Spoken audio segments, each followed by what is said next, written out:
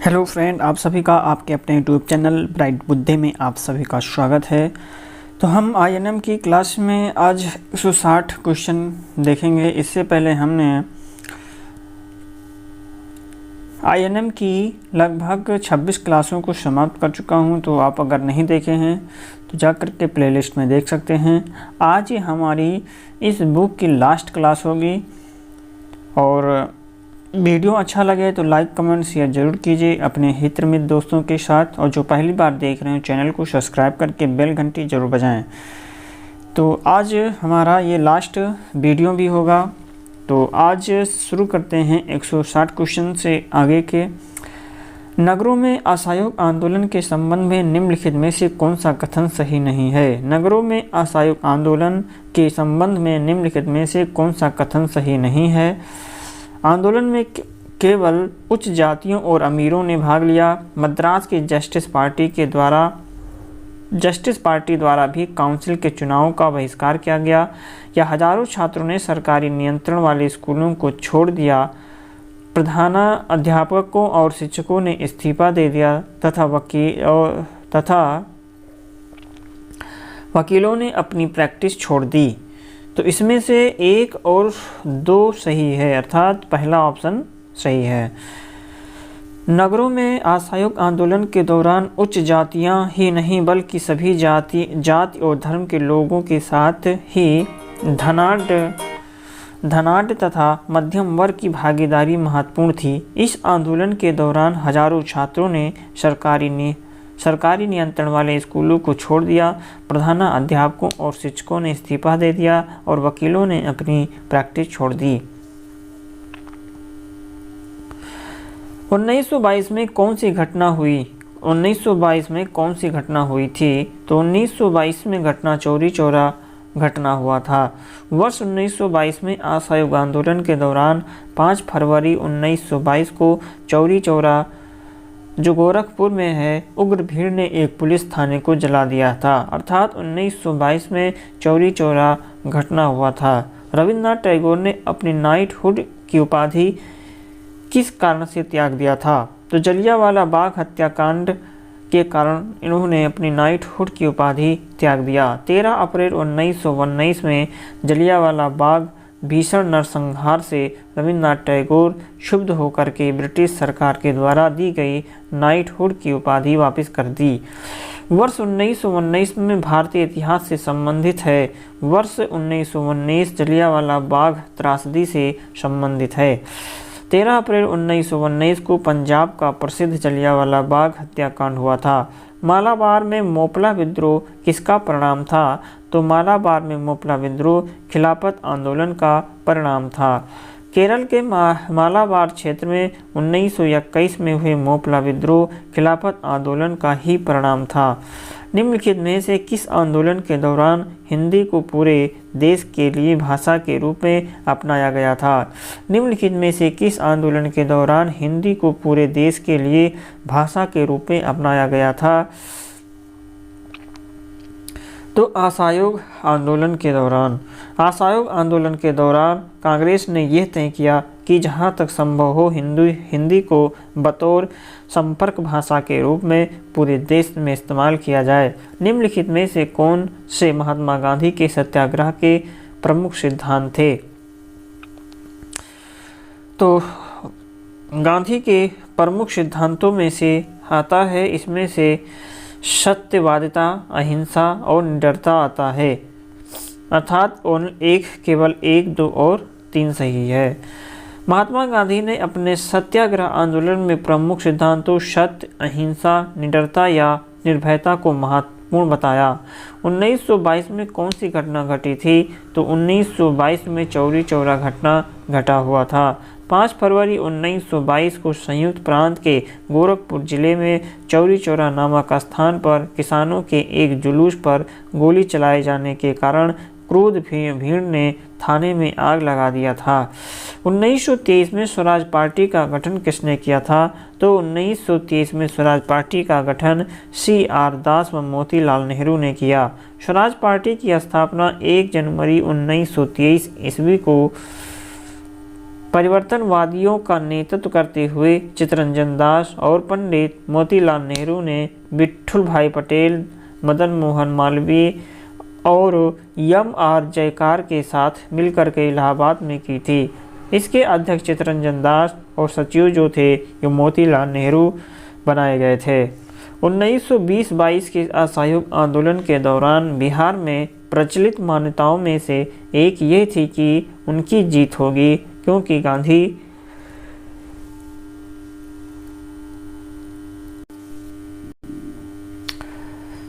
गांधी धर्म के प्रतीक थे। 1920-22 के असहयोग आंदोलन के दौरान बिहार में प्रचलित मान्यताओं में से एक यह थी कि उनकी जीत होगी, क्योंकि लोगों का मानना था कि गांधी जी धर्म के प्रतीक हैं एवं धर्म की ही जीत होगी।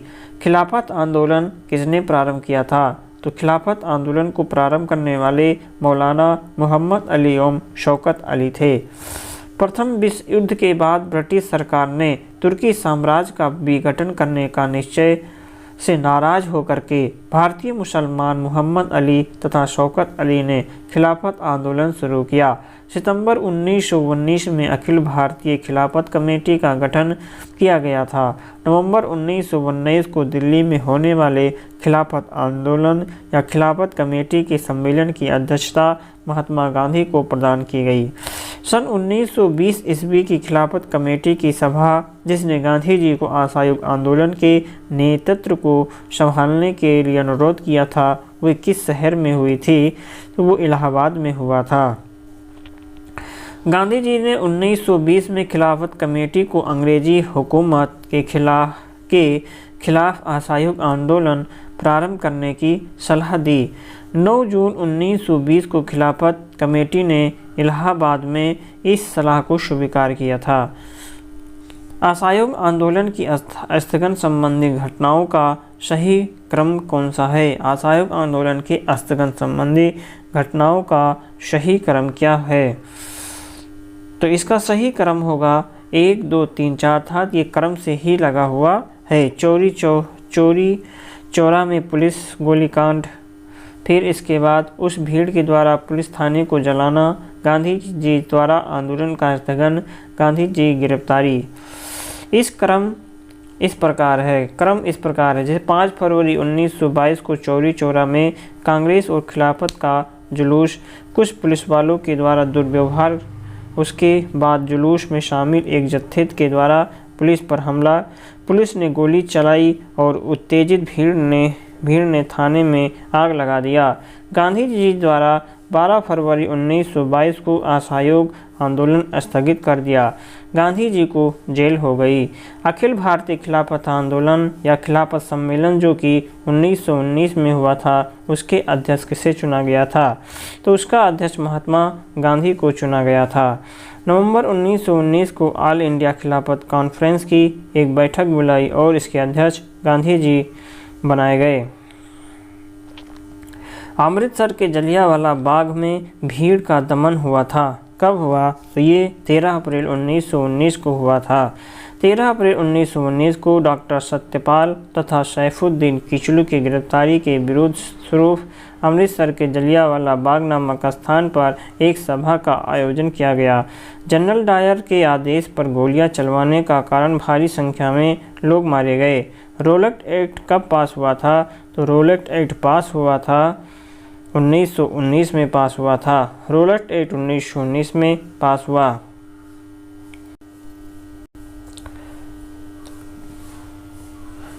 रोलैक्ट एक्ट 1919 को पास हुआ था। सर सिडनी रोलैक्ट की अध्यक्षता वाली समिति की सिफारिश के आधार पर 1919 में रोलैक्ट एक्ट को पास किया गया। गांधी जी ने असहयोग आंदोलन कब प्रारंभ किया? तो गांधी जी ने असहयोग आंदोलन 1920 में प्रारंभ किया था।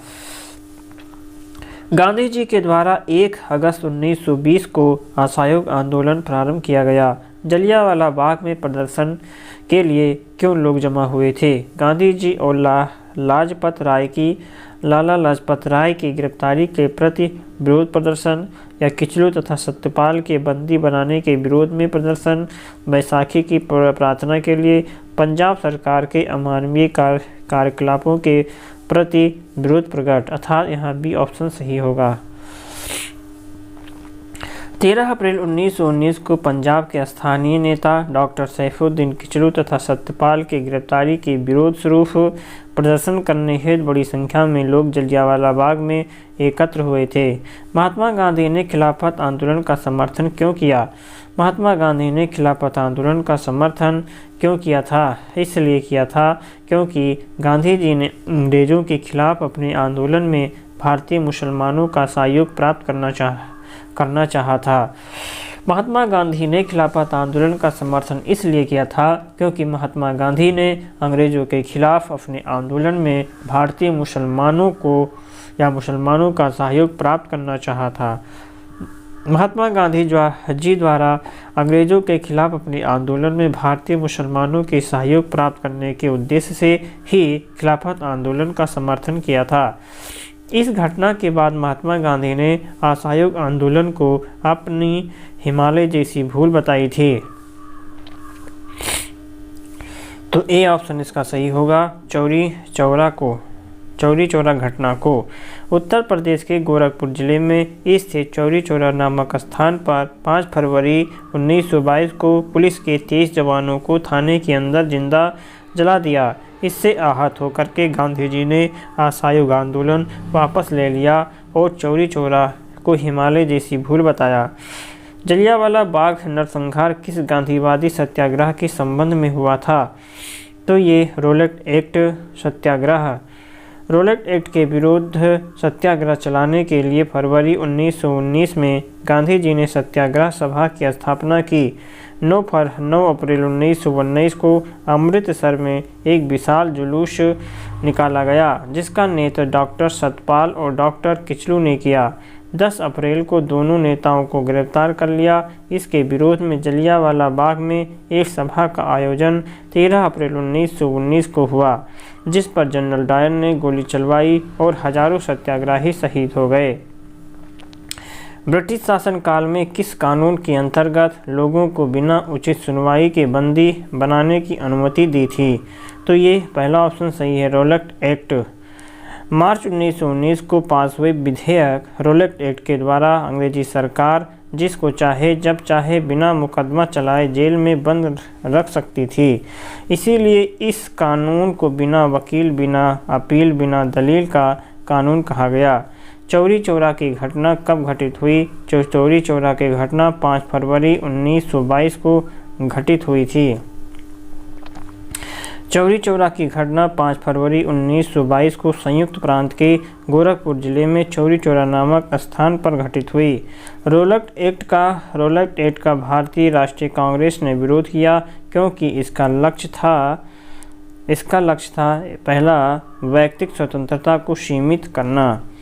सर सिडनी रोलेट की अध्यक्षता में गठित कमेटी की सिफारिश पर 1919 को लागू किए गए रोलेट एक्ट में की गई व्यवस्था के अनुसार मजिस्ट्रेटों के पास यह अधिकार था कि वो किसी भी संदेहास्पद व्यक्ति को गिरफ्तार करके उस पर मुकदमा चला सकता है, साथ ही उसे अनिश्चित काल तक के लिए जेल भेजा जा सकता है। इस एक्ट को बिना अपील, बिना दलील तथा बिना वकील का कानून भी कहा गया।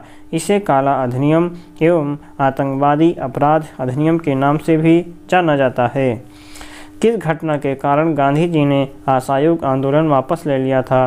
तो चौरी चौरा कांड की घटना के कारण।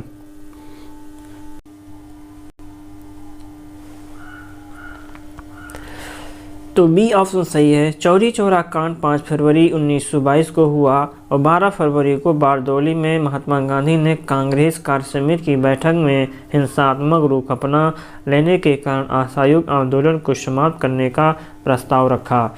फरवरी 1922 में पुलिस चौकी में आग लगाने की घटना से संबंधित चौरी चौरा किस राज्य में हुआ था? तो ये हुआ था उत्तर प्रदेश में। तो 5 फरवरी 1922 को गोरखपुर जिले उत्तर प्रदेश के चौरी चौरा नामक स्थान पर पुलिस तथा प्रदर्शनकारियों के बीच मुठभेड़ हो गया जिसकी वजह से वहीं की उम्र भीड़ ने एक पुलिस थाने को आग के हवाले कर दिया। किस घटना ने गांधी को भारत के स्वतंत्रता संग्राम के क्षेत्र में ला करके खड़ा कर दिया था? किस घटना ने गांधी को भारत के स्वतंत्रता संग्राम के क्षेत्र में लाकर खड़ा कर दिया? तो जलियांवाला बाग हत्याकांड। पंजाब के लोकप्रिय नेता डॉक्टर किचलू व डॉक्टर सतपाल के गिरफ्तारी के विरोध में जलियांवाला बाग में हो रही सभा पर जनरल डायर ने गोली चलवा दिया। इसी घटना के बाद गांधी जी ने अपने असहयोग आंदोलन की शुरुआत की। ब्रिटिश का भारतीय सार्जेंट की उपाधि प्रथम विश्व युद्ध के दौरान सरकार को अपना सहयोग देने के कारण किसने प्राप्त किया था? तो ये महात्मा गांधी ने प्राप्त किया। ब्रिटिश का भारतीय सार्जेंट की उपाधि प्रथम विश्व युद्ध के दौरान सरकार को अपना सहयोग देने के कारण महात्मा गांधी को दी गई। स्वराज दल की स्थापना असहयोग आंदोलन असफलता के बाद हुआ था। स्वराज पार्टी का गठन 1923 को असहयोग आंदोलन की असफलता के बाद हुआ था। स्वराज दल की स्थापना किसने किया था? तो स्वराज दल की स्थापना चित्तरंजन दास एवं मोतीलाल नेहरू के द्वारा किया गया। जनवरी 1923 में चित्तरंजन दास एवं मोतीलाल नेहरू ने इलाहाबाद में स्वराज पार्टी की स्थापना की। स्वराज आम जनता के लिए होना चाहिए, केवल खास वर्गों के लिए नहीं के प्रसिद्ध सूत्र की घोषणा किसने किया था? तो इसकी घोषणा करने वाले C.R. दास ने किया था। C.R. दास की मान्यता थी कि स्वराज जन सामान्य हेतु होना चाहिए, न कि केवल कुलीन एवं अभिजात वर्ग हेतु। 1923 ईस्वी में स्वराज पार्टी का गठन एक समूह के रूप में इनमें से किस संगठन में से हुआ था? तो इसमें बी ऑप्शन सही है, कांग्रेस। कांग्रेस में एक नई विचारधारा ने मार्च 1923 में स्वराज पार्टी की स्थापना में भूमिका निभाई तथा विधानसभाओं में प्रवेश कर असहयोग की नीति को अपनाया। भारतीय राष्ट्रीय कांग्रेस के द्वारा किस दिन को पूर्ण स्वराज दिवस घोषित किया गया था? तो ऑप्शन 1 सही है, 26/1/1930 को। भारतीय राष्ट्रीय कांग्रेस के द्वारा किस दिन को पूर्ण स्वराज दिवस घोषित किया गया? तो 26/1/1930 को। 31 दिसंबर 1929 की अर्धरात्रि के समय रावी नदी के तट पर भारतीय स्वतंत्रता का प्रतीक तिरंगा झंडा फहराया गया था। इसी दिन 26 जनवरी 1930 को राष्ट्र के प्रथम स्वतंत्रता दिवस के रूप में मनाने का निश्चय किया गया था। 26 जनवरी को पूर्ण स्वराज दिवस के रूप में घोषित किया गया। भारतीय स्वतंत्रता संग्राम के बारे में निम्नलिखित में से कौन सा कथन सही नहीं है? तो इसमें से कौन सा कथन सही नहीं है? तो पहला ऑप्शन, वर्ष 1921 में महात्मा गांधी को गिरफ्तार कर लिया गया, ये कथन सही नहीं है। चौरी चौरा कांड के कारण गांधी जी ने असहयोग आंदोलन से हाथ खींच लिया, सही है। गांधी जी ने अपना पहला प्रमुख सार्वजनिक भाषण बनारस हिंदू विश्वविद्यालय में दिया, तो ये भी सही है। अर्थात पहला ऑप्शन जो है ये गलत है और यही सही होगा। 10 अप्रैल 1919 को अंग्रेजों के द्वारा पहली बार गांधी जी को गिरफ्तार किया गया था। किस आंदोलन में गांधी जी ने करो या मरो का नारा दिया? तो ये भारत छोड़ो आंदोलन में करो या मरो का नारा दिया था। 1942 के भारत छोड़ो आंदोलन के दौरान महात्मा गांधी के द्वारा करो या मरो का नारा दिया गया। 1920 के मध्य में हिंदुस्तानी सेवा दल की शुरुआत किसने किया? तो हिंदुस्तानी दल की जो शुरुआत किया गया था ये एन एस हार्डिकर के द्वारा किया गया। 1 जनवरी 1924 को एन एस हार्डिकर के नेतृत्व में हिंदुस्तानी सेवा दल का गठन हुआ। ये भारतीय राष्ट्रीय कांग्रेस की जमीनी संगठन है। जमशेदपुर मजदूर संगठन की स्थापना 1920 में किसने किया था? तो जमशेदपुर मजदूर संगठन की स्थापना 1920 में एस.एन. हल्दर ने किया था। जमशेदपुर लेबर एसोसिएशन की स्थापना 1920 में एस.एन. हल्दर के द्वारा किया गया। ट्रेड यूनियन आंदोलन के क्रांतिकारी चरण का समय क्या था? तो ये समय था 1926 और 1939। ट्रेड यूनियन आंदोलन का क्रांतिकारी चरण 1926 और 1939 तक माना जाता है। बलदेव सहाय ने महाधिवक्ता के पद से त्याग पत्र कब दे दिया, तो ये 1942 में दे दिया था।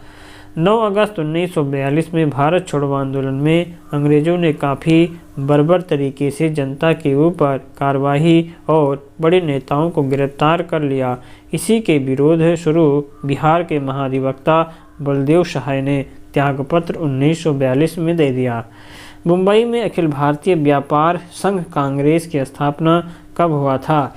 मुंबई में अखिल भारतीय व्यापार संघ कांग्रेस की स्थापना कब हुआ था? तो इसकी स्थापना हुआ था 1920 में किया गया था। अंतर्राष्ट्रीय श्रम सम्मेलनों में प्रतिनिधित्व के उद्देश्य से अखिल भारतीय व्यापार संघ की स्थापना 1920 में की गई। इसका पहला सम्मेलन 31 अक्टूबर 1920 को मुंबई में लाला लाजपत राय की अध्यक्षता में हुआ। किसने 1921 में पहली बार पूर्ण स्वराज की मांग को उठाया था? तो पूर्ण स्वराज की मांग को उठाया था मौलाना हजरत मोहानी ने उठाया था। कांग्रेस नेता हजरत मोहानी ने 1921 में कांग्रेस के अहमदाबाद अधिवेशन में पहली बार पूर्ण स्वराज्य की मांग की थी। All India trade union Congress का प्रथम अध्यक्ष कौन था? All India trade union Congress का प्रथम अध्यक्ष जो है ये लाला लाजपत राय थे। ऑल इंडिया यूनियन कांग्रेस की स्थापना 1920 में मुंबई में की गई थी। इसके पहले अध्यक्ष गरम दल के लाला लाजपत राय थे, जिन्होंने 31 अक्टूबर 1920 को मुंबई अधिवेशन की अध्यक्षता किया था। अगस्त 1923 के बनारस हिंदू महासभा के अधिवेशन की अध्यक्षता किसने किया? तो इसकी अध्यक्षता स्वामी श्रद्धानंद ने किया था। हिंदू महासभा की स्थापना 23 फरवरी 1925 ईस्वी को हरिद्वार के कुंभ मेले में पंडित मदन मोहन मालवीय ने की। 1923 में इसकी बैठक बनारस में हुई। वहां इसकी अध्यक्षता करने का श्रेय स्वामी श्रद्धानंद जी को है। असहयोग आंदोलन को निलंबित किया गया था, तो कब? 1922 में असहयोग आंदोलन को निलंबित कर दिया गया। असहयोग आंदोलन को चौरी चौरा कांड के पश्चात 1922 में निलंबित कर दिया गया। निम्नलिखित में से असहयोग आंदोलन में भाग लेने वाले खेतिहरों की प्रमुख मांग कौन सी थी? तो उनकी प्रमुख मांग इनमें से एक से अधिक था, अर्थात राजस्व में कमी, बेगार का उन्मूलन, वन क्षेत्रों में अपने पशुओं को चराने, ईंधन की लकड़ी तथा फल इकट्ठा करने हेतु खेतिहरों का प्रवेश खोलना, अर्थात डी ऑप्शन सही है।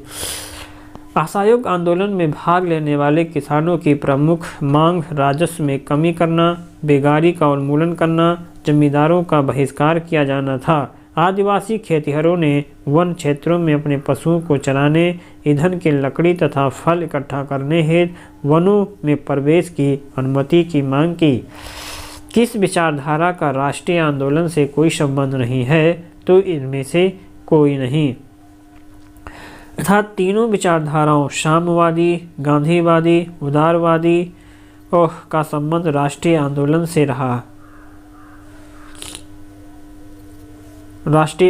से रहा।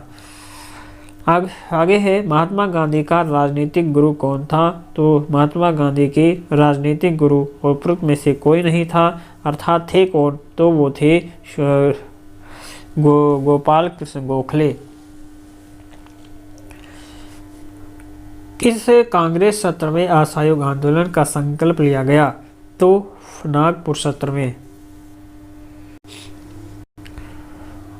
किस कांग्रेस सत्र में असहयोग आंदोलन का संकल्प लिया गया था? तो नागपुर सत्र में।